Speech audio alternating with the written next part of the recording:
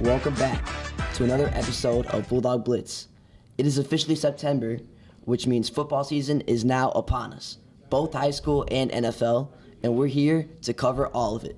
We'll start with a Week 1 roundup of IHSA football. Starting with the games from last week, we'll cover all the biggest scores, headlines, and impact players from around the Chicagoland area. And then we'll go to a recap of RB's game versus Niles West. And afterwards, we'll have a special interview I had with Coach Schuyler leading up to the game. Finally, we'll break it down with the Thursday Night Football preview, where we will preview a new segment that we did called Liam's Lines, where we will discuss some of the bets we will be making for that game. So let's start with arguably the biggest game of the entire week, East St. Louis versus Loyola Academy, in what was a statement win for East St. Louis. Yeah, undoubtedly the most hyped up game for Illinois football this year, especially to start off the season. East St. Louis had a crazy win, 34-7 final score, and it was led by senior quarterback Kendrick Lyons. Transfer from O'Fallon, another down south high school team. He went 23 for 26, an 8.85 completion rate. He had 277 yards and an interception, and he had a 104.2 QBR. He showed out in his debut. Yeah, crazy game for him, all things considered. This was his first start on varsity for East St. Louis. They had a completely different quarterback last year. Big expectations and a huge opponent leading up to the game against Loyola Academy, current state champions. Yeah, and the new quarterback really didn't have any flaws. He connected big time with junior receiver Coritz Rupert for a big 74-yard touchdown. Rupert, that was his only catch of the game, but still was a big touchdown in the game. Yeah, and then on the losing side, with only 7 points, you had senior Ryan Fitzgerald, who also had huge expectations. Crazy story with him is that his coach is his dad, Pat Fitzgerald. Some crazy scandals going on there, as Pat Fitzgerald was formerly the coach at Northwestern. There's a huge hazing scandal, and he was forced to go back to coaching high school football. But not a great start for them at all. Yeah, even in the rushing game, senior Luke Foster, their running back, had 4 attempts and he only had 7 yards. And then their other running back, Drew McPherson, he had 7 attempts for 6 yards. He averaged 0.9 yards per carry. That's not what you want to see out of your big guys. Yeah, no receivers surpassed 15 yards at all that whole game. Not a great start for the current 7-8 reigning state champions. Even for them, sometimes there are positives in the game. Like we'll talk with Mount Carmel in a second. They scored 38 points on offense and still lost. There are some positives that can be taken away from that game. But here, still a lot of work to be done. Looking ahead next week, East St. Louis will play an out-of-state opponent in Newton, a team from Georgia, while Loyola goes to play Glenbard West, who is no joke. They won 8-3 last year. Yeah, Glenbard West definitely has a big name for their football program. But let's move on to the next game. Lincoln Way East had a big statement win again against Maine South, 49-22. Jonas Williams, the Oregon commit, went 25 for 39 passing for 355 yards and 4 touchdowns. Did have an interception, but he had a big 66-yard touchdown pass to Taylon White. Yeah, I have huge expectations for Jonas Williams. I think he could legitimately have a case for Gatorade Player of the Year, at least in Illinois, possibly even all of America. He's a heavily sought-after recruit. 4 touchdowns, like we mentioned in this game. He's the number 8 ranked QB in the nation. Committed to Oregon, which kind of surprised me because he had offers from literally every school, 27 offers, Alabama, Ohio State, every SEC school, LSU, Oklahoma. So it's just so many schools to choose from, and he went probably one of the furthest destinations he could probably go from Illinois. But yeah, number 4 ranked in Illinois overall, and transferred from Bolingbrook, where he's still only a junior. He's not even a senior yet. He started on varsity as a freshman, where his name started to kind of go noticed, where he went 2,737 yards in his freshman year. 2023 was dealing with some injuries, but still went ballistic. 3,196 yards, 33 touchdowns. And it's a sidebar right now, Bolingbrook is missing him heavily. Yeah, they had a massive loss in their opening game to Homewood Flossmoor. They lost 56-6. Clearly, there's a big quarterback problem going on around there, as they can't get a guy to lead them into the end zone. But let's talk about their backup running back, Brody Gish. He had a monster game this week. He had 203 yards. He's committed to Western Michigan, just like hopefully our guy Luke Kumskis can get on that team. Yeah. Actually, sorry, that's Zion Gist. He is committed to Western Michigan. He only had 4 carries this game, but he did get injured on that 4th carry. But it was great for Gish to step up. And that's what makes it even more remarkable, that their current starting running back, who's committed to D1 school, Western Michigan, only played 4 carries, leaving this guy, Brody Gish, who hadn't seen a single snap probably all practice leading up and everything, he just went out and had himself a game. He had a 1-yard run in the end zone in the first half, and he later had a 65-yard touchdown run and a 33-yard touchdown run. So crazy game from him as they went on to win 49-22. Yeah, and if we go to the main south side of that loss, you have senior quarterback Cosestine Coins. Pretty cool name there. He went 17 for 28 passing. He had 194 yards, 2 touchdowns, but had 2 interceptions, which came to be pretty costly in that game. Yeah, 22 points. There's a lot left to be desired there. Might start to raise some questions. Should the Maine South coaching staff go with maybe their backup sophomore quarterback in Jamison Purcell, who will most likely be another name that we'll mention quite frequently here. He's highly recruited, offers from Auburn, Kentucky, Florida, Indiana, and Bowling Green as only a sophomore. And Maine South, they face another big test against Warren Township, while Lincoln Way East plays a to-be-announced opponent on Saturday. Yeah, and let's go into that Warren Township game last week against Hersey. Let's just start before I even mention a score. Aaron Stewart went ballistic. 28 carries, 362 yards, and 5 touchdowns. He's averaging over 30 yards per carry in that game. Yeah, quite the post-game party he must have had afterwards. Let me just say that. Completely carried his team on his back in that game. Hersey, they're a great opponent too. Great football program, huge school, and they'll definitely face an even bigger test against Maine South next week. So we'll see how Stewart can perform there. But yeah, Warren, they're notorious for their defensive program, but maybe if their offense continues to play like the way they've been playing, maybe that can get them over the hump in the playoffs this year. Yeah, and we're hoping that Aaron Stewart game wasn't just a fluke game, and that they could take that into Maine South on this Friday. But let's go on to Mount Carmel. Mount Carmel is off to a rough start. They lost the 42-38 in a high-scoring affair against the out-of-state team Hun. Yeah, and while not the greatest way to start your season off with a loss, still on the offensive side of the ball at least, great work, especially from their quarterback, Jack Elliott, who is a Vanderbilt commit. He went 14 for 27 with 252 yards, 2 long touchdowns, and he did throw 3 interceptions, however, but he also had great rushing abilities, 11 carries for 61 yards, and a rushing touchdown to cap that off. Yeah, but there is, like you said, positives on the offensive side of the ball. Sophomore wide receiver Quinton Burrow had 5 receptions for 147 yards. He had a big 30-yard touchdown in that game. There's definitely lots of positive to take out of this game. Again, Hun is a very good football program. Mount Carmel's going to just look to keep going, get a little flip side win after this. Yeah, those East Coast teams really are no joke, so no shame at all in losing to such a great opponent like that. And they'll hope to bounce back, hopefully carry some of that offensive momentum with them into their game against St. Rita, which will be an in-state matchup for them next week. Yeah, as we move back to the in-state teams, let's talk about Nazareth.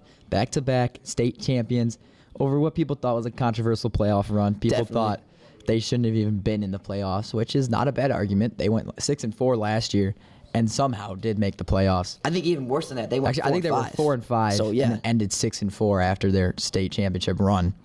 But they had a big win over Kankakee, 37-30. Yeah, 37-30. Kankakee is a very good 6A opponent, so they were playing one division up there.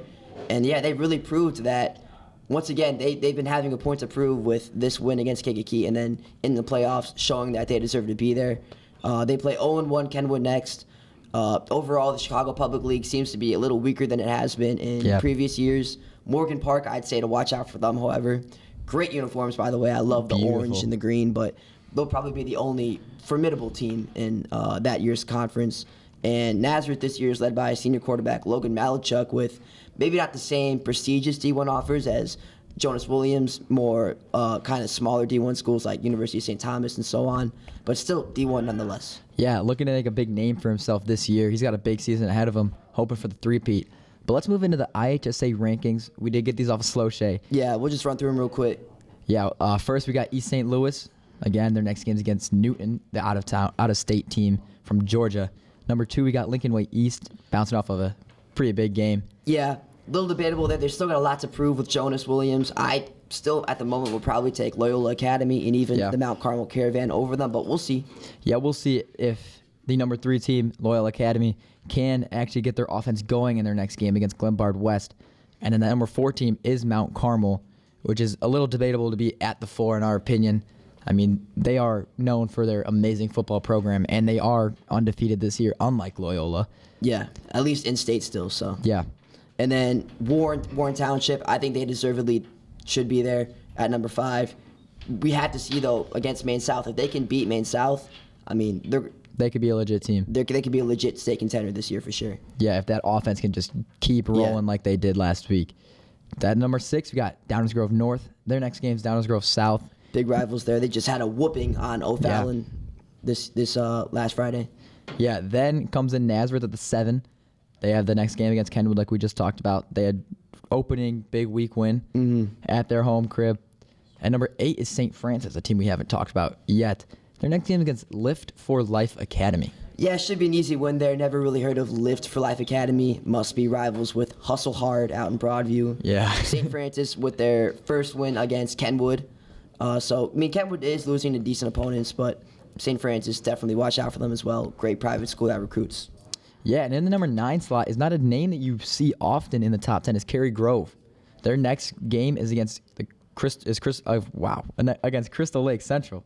They are actually the reigning 6A state champions. They beat East St. Louis in what everyone thought was a big upset. Yeah, probably one of the bigger upsets in IHSA history, to be honest. No one really saw that coming, and that's the reason why they are in these top 10 rankings to start the year, which I think it's deserved for right now. They're 1-0, so. Yeah, for sure. Again, looking to prove that game wasn't just a fluke. Mm-hmm. And in the 10th slot, we got Batavia. They have a big game next week against South Elgin. Yeah, they've always been a solid football program, and they had a great win against Glenbard West in a close one, 35-28 last week.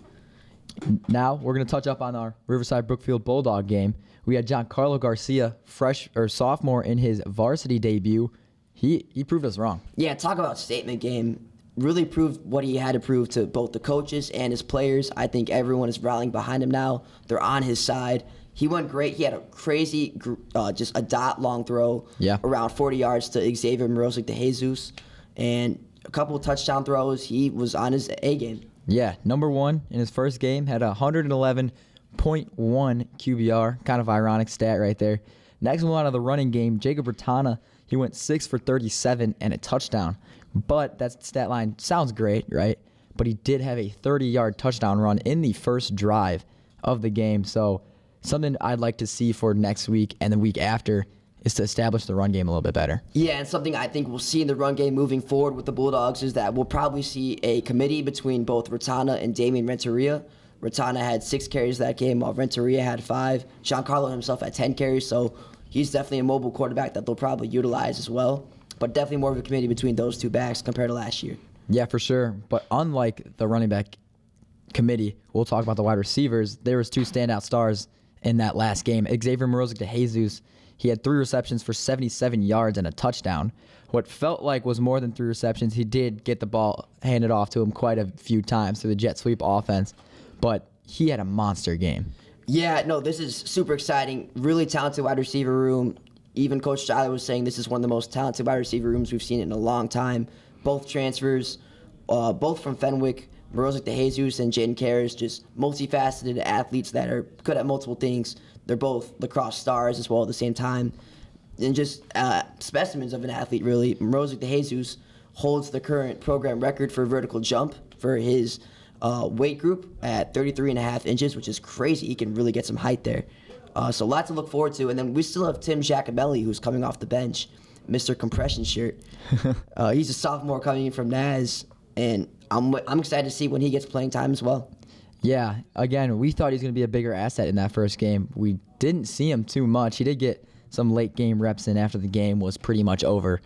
But let's touch up on Jaden Karras real quick. 2 receptions for 12 yards. Again, in the rushing game, he had 3 rush attempts for 31 yards. He had a massive touchdown on a little jet sweep action, yeah. Fake flea flicker play. Let's go on to the defense. Let's move on to the defense. We should. And number 1 guy, I think 2 guys that really stood out to me was Warren Mason, Wren, and Max Strong. Warren Mason playing on both sides of the ball had a great touchdown receiving, and he also had a pick 6. That pick 6 came with another interception as well, so he had 2 interceptions on the night. Just incredible performance from him. He was probably my player of the game. Yeah, without a doubt. I mean, you look at this kid's defensive stats. They were through the roof. They were outrageous. 5 solo tackles, 3 assist tackles, and 1.5 of those tackles were tackles for loss. And then you add his 2 interceptions and a pick 6. The kid had an outstanding performance in his debut. And then the other man was Max Strong, who, with the newly purchased cowboy collar, had himself a game. He had 3 solo tackles, 5 assisted tackles, 1 tackle for a loss, and then 1 pick 6. Defense came up incredible in this game against Niles West. Yeah, something that we couldn't really see from our view. Max Strong actually had it was a one-handed snag. I went back, looked at the film. That was a impressive catch. A little jump in one-hand snag. Really great game from Max overall. He shined on defense. And we talk about multi-sport athletes with Karis and Morozic de Jesus. Max Strong plays 3 sports, 1 for each season. He does wrestling in the winter, and he also does lacrosse in the spring. So, crazy athlete there. Yeah, specimen of a human right there. We'll touch up on our last guy, Brian Rapilla. He is a sophomore as well. He had 4.5 tackles and 2 tackles for loss. That actually played up at that. That was very useful for that defense to be able to hold Spencer Rhodes behind the line. Mm-hmm. And so overall, incredible game from RB as they went on to beat Niles West 34-13. And what I think is great about this is that they could probably win their next 4 games. So they have a really good chance of going 5-0, which is why they needed this win to start the season. They play Hinsdale South coming up away, and then after that they have 3 relatively easy games against Ridgewood at home, which will have a super energetic crowd considering that will be their homecoming game. And then after that, 2 wins that we can basically just write off at this point against Elgin and Fenton. Just not great football programs there. So yeah, they have a really good chance of going 5-0 now. Yeah, without a doubt. This Bulldog team could have one of the best starts to a season that I've seen in my years at RB. But when it gets to the second half of their schedule, that's when we'll see the real contested matchups. Yes, and that's all credit to Coach Steiler, who's really been instilling these great values into the program.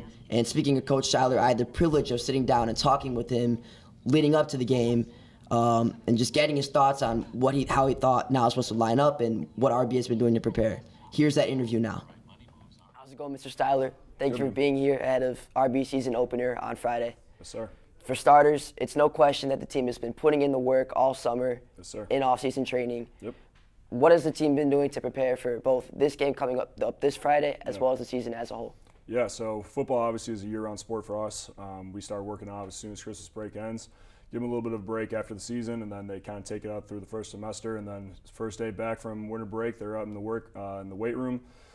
So they've been working out, all the way up until spring break. They worked out 3 days a week. Then after spring break, it turned into 4 days a week. Combination of strength training and speed training. So they were doing that all leading up to the summer camp. And obviously we went, we went 3 weeks in June, 3 weeks in July to get ready for where we're at just as a team. Start building, our playbooks on offense and defense. But also we had to start working to make sure our team started to come together as a unit, right? So a lot of camaraderie, a lot of brotherhood stuff that we were working on, just trying to develop our culture that we wanted to be at. So our guys are prepared, they're ready to rock. And then ever since, obviously, we came back in August, they've been going full go. So they've been putting in the work, and we're ready to rock and roll this Friday. And this week especially has presented its challenges with the excessive heat warnings and the cancellations of practices. How has your team worked around that? Yeah, so Monday we kind of went through our normal spiel. So they worked out, went into some meetings to get ready for our opponent this Friday night, and then went through any of our install stuff that we needed to get done. Yesterday we decided to go at 5:30 in the morning, try to avoid the heat as much as possible. So our boys were up early and ready to rock. They had a great practice. And tonight we're going to go this evening. So we're practicing to start at 5 o'clock in the weight room, and then we're going to go into some meetings again. End up on the field around 6:30, and we should get out of here about 8:30. Nice. Tomorrow's just a regular walkthrough, ready to go for Friday. Talking to some players, they still said it was hot even at 5:30 in the morning. A little bit, but they rose up and they were ready to rock and roll, and we got the work in that we needed to. Great to overcome adversity there. Yes, sir. And then secondly, the wide receiver room has taken a completely new look this season. Yep. A lot of new sophomores and juniors looking to prove themselves, both Yes, transfers and players. This is their first time playing on the varsity team. Yep. Many of them have not taken a varsity snap before at RB. Mm-hmm. What do you think about this upcoming wide receiver room? Yeah, we have a ton of talent in the wide receiver room. I mean, look at the guys that we have. I mean, we have a great senior leader in Nick Rivera, who's playing a little tight end for us coming back. He's done a phenomenal job all offseason, did a phenomenal job last year as a junior. So having him kind of lead it and show him, the new guys how it's done as a varsity football player, he's been great. Can't say enough great things about Nick. But when you look around our room and you look at the speed and the talent that we have between Xavier Morozic, de Jesus, Jaden Karras, Nico Caputo, Tim Giacomelli, Ren Mason. I mean, you look around, we got some great guys, and I think, they may be young and, maybe new to our program, but they bought into what it is that we need to do, and we're doing everything in our power to make sure that, Friday night's just another day for them, so they're ready to rock. On a bigger scale, RB has shifted its athletics to the Upstate 8 Conference. What does this mean to you, considering that all except for 2 of your opponents will be a part of conference play? Yeah, it's great. I mean, we're excited to have a home in the Upstate 8. We feel that the matchups in all sports are great for us, just in terms of school size, in terms of what they bring to the table. We couldn't be happier with where we're at. Was able to go and meet with a lot of their coaches early on this season, get a feel of what the conference looks like, how we do things over here, and we're just happy to find a home. Obviously, our first 2 weeks being non-conference between Niles West and Hinsdale South are going to be big ones to kind of set the tone, but as soon as we get into conference play, our goal is going to be to win a conference championship on our side of the division, so we're looking forward to it. Great. And then heading into this game Friday against Niles West, what's something both offensively and defensively the team needs to execute on in order to secure a victory? Yeah, both sides of the ball, we just need to execute what we do, right, and worry about what RB does as a football team and kind of what our identity is on both sides of the football. And if we can execute, who we are and what we do, I think we're going to be in a good position to succeed. I mean, as long as our offensive guys, they know their assignments and they execute those assignments, we're going to be in a good spot. As long as our defense knows how to align correctly and they do their job, we're going to be in a great position to win the football game. Great. Thank you. Yeah, appreciate you, man. Of course. Thank you so much. Well, thank you so much, Coach Styler, and thank you, Liam, for that great interview. To get a little pregame show for our big game that was last Friday, and everything that he said really lined up. But besides the point there, let's go into our new segment, the Liam's Lines. Tonight, big Thursday night football game. We got the Chiefs and the Ravens. In this segment, we're going to make our own money lines because, obviously we're a little too young to bet. But we're going to predict the over or the unders. Yeah, this will be a huge rematch of the AFC title game as the Ravens will visit Kansas City. I personally have the Chiefs winning, but besides that, let's get to the player bets that we have. We're each going to do 2, 1 from each team, and I'll start with Patrick Mahomes. I think tonight he will easily get over 20.5 rushing yards. He had his best rushing season of his career last year with 75 carries and 389 yards in total. And in the beginning half of the season last year, he topped this line 6 out of 7 times. I think he will most likely have to improvise at times due to having a completely new set of weapons around him this year, especially because Hollywood Brown will be out to start. So he'll just have Travis Kelce, and at the times where we'll have to improvise, he'll probably have to go mobile. So I think we'll see him get well over 20.5 rushing yards. And then my second player on the Ravens is Derrick Henry. I think he will rush for well over 100 yards again. I'm big into these rushing lines. I think Baltimore led in the NFL in rushing last year. They've always been a huge rushing team.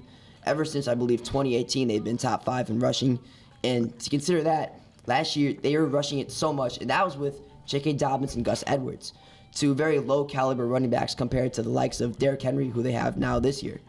And against the Chiefs, particularly, he had 2 monster games against them with a 115-yard game and then a 188-yard game in both of those affairs.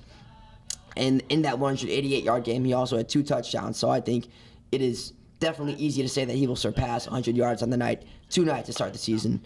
Also, just to add, Chiefs were bottom 8 against the run last year with defensive coordinator Steve Spagnuolo. So should be lock.